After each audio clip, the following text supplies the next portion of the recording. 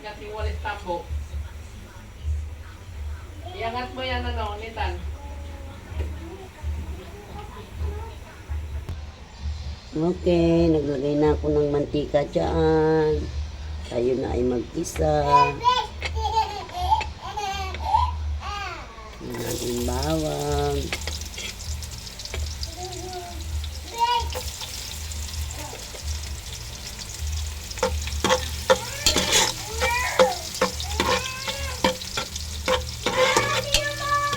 Medyo ano lang natin, light lang. Light brown. Sunod natin yung sibuyas.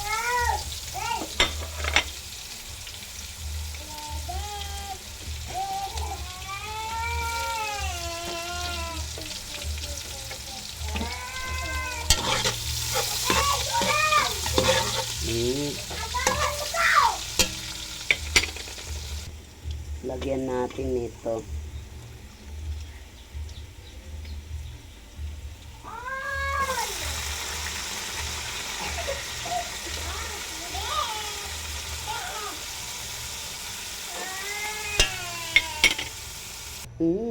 Baka naman.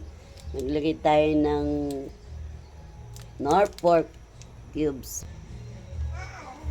At syempre, maglalagay tayo ng salt. 2 scoop yung nilagay ko dyan kasi marami yung beans ko. Nilipat ko siya ng kalderon. Mas malaki kasi marami yung naani kong alugbate.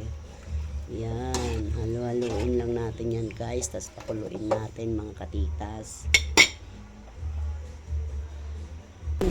At syempre lagay natin ang chicharon baboy.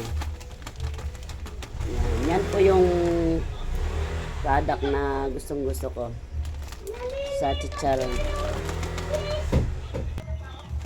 Siya nga pala, 2 balot yung nilagay ko rito ng chicharon baboy para masarap. Ayan. Eto na nga.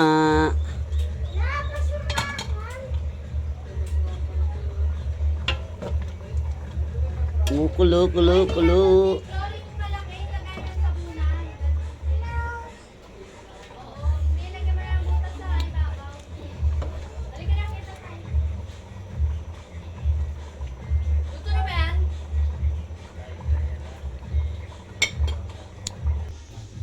Then, lagay na natin yung ating sahog na gulay. Ayan. Hintayin lang natin siyang kumulo. Then, luto na yan. Yummy. Simpleng ulam lang. Sarap.